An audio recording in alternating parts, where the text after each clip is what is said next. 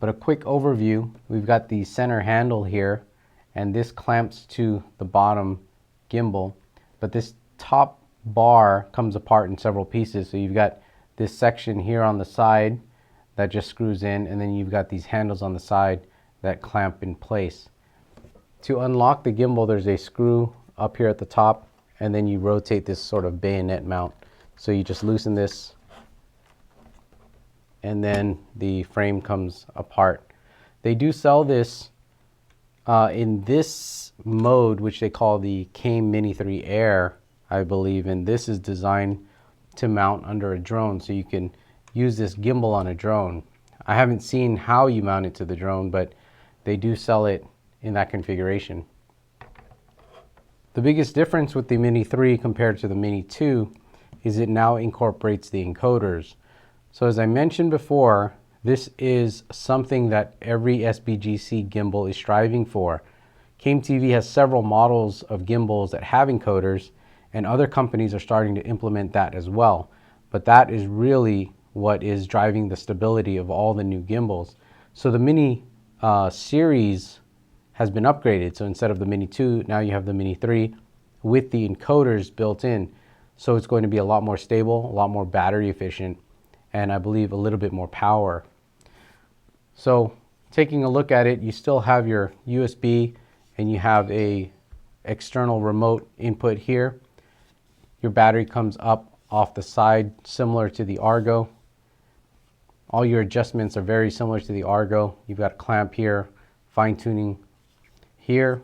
You've got two locks in the front, and then you can use these fine tuning knobs or unlock the bottom plate, slide the camera forward and back. Very easy to balance, and also your bar in the roll bar here has a clamp. So completely toolless, very fast to set up. Let's go ahead and boot this up. To boot it up, you press the button once and then press it a second time, holding it down.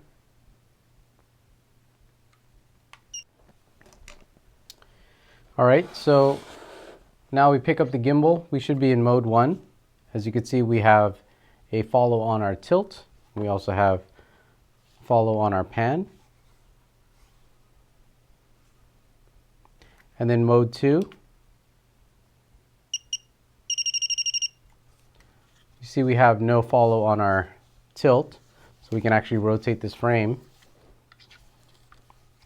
You notice how stable the encoders are. And we have follow on our pan, so this is mode 2, no follow on tilt. And then mode 3. Mode 3, we should have no follow on our pan or on our tilt. And this is great when you have to do a kind of low mode shot. So you could drop it down, bring it back up. Now the MINI3 can do inverted mode, and all you have to do is just rotate the handles.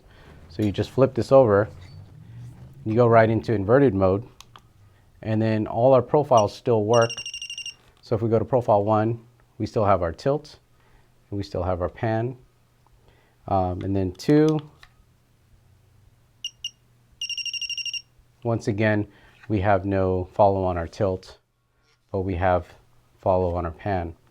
And then to go back again, we just rotate the handles over, and we're immediately back into normal mode. So very simple system. The encoders make this super stable. And this is perfect for cameras that are about the size of the GH4 or the Sony a7S, using pretty much native lenses. There's a whole list of people who are shooting with the MINI2, and you can see all those different camera combinations, camera and lens combinations on CameTV's blog. So you'll get an idea of what the MINI3 is capable of. Now, just because it has the encoders doesn't mean you can start stuffing bigger cameras. The physical size of the frame still limits what type of camera can properly be balanced, as well as what it can support. So as long as you're using these gimbals for the type of camera and lens systems it's intended for, you're going to get really good results now, especially because you have the encoders. Let me boot this back up and actually show you something. All right, now that I have it booted back up, I just wanted to show you what the encoders with SBGC can do. Now on a gimbal like the DJI Ronin M, the follow modes are what they call the smooth tracking. And to disable smooth tracking in the Ronin, you have to go in via Bluetooth, use the app and disable it. And then if you want to turn it back on, you have to use the app and enable it. Now, by just pressing the buttons here, we can enable and disable our follow modes on SBGC. So it's a little bit faster than working with the DJI Ronin M.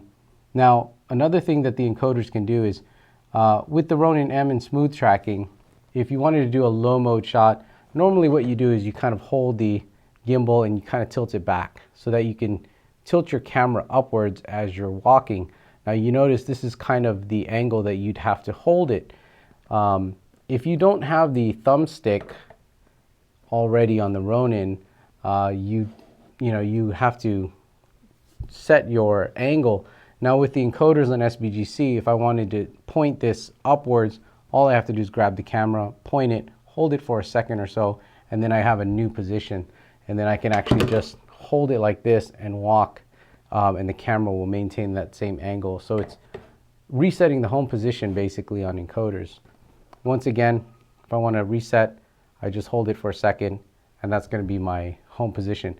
Now this is the same for your roll as well. With the Ronin M, in order to center your camera, you have to go into the software, go through the calibration to center it, but you also need the remote to center your gimbal. Now this one right here, because of the encoders built in, you can just center your gimbal by hand. So this includes the roll, the pitch, and the yaw all simultaneously. So let's say our horizon wasn't perfect on the Ronin M. You couldn't do this, right? So if this was the horizon on this gimbal right here, for some odd reason, all we have to do is hold it until it's level, hold it for a second, and there you go. It has a whole new home position. So calibrating the center of your gimbal is a little bit easier on SBGC than it is with the Ronin software. Now the Ronin is an awesome gimbal. If you can afford it, you can buy it. But basically my point is that these gimbals are starting to get up to the level now where they have the encoders, they're way more stable. The software has been much more refined if you can understand it and you know how to tune it. So anyone using these SBGC systems should get really great results, and you'll see a lot of that at CameTV's blog. So really exciting that these guys are putting out a lot of new hardware this year. It's just 3 months into the year and already they've released a lot of new products. Anyways, that's a quick look at the Mini 3. I don't want to get too into it. It's very similar to the other gimbals: operation, modes, profiles, software, balance, everything. This is just a new model, smaller, now with the encoders. Check it out at their website at came-tv.com, or for information about this, hit me up at the blog cheesycam.com.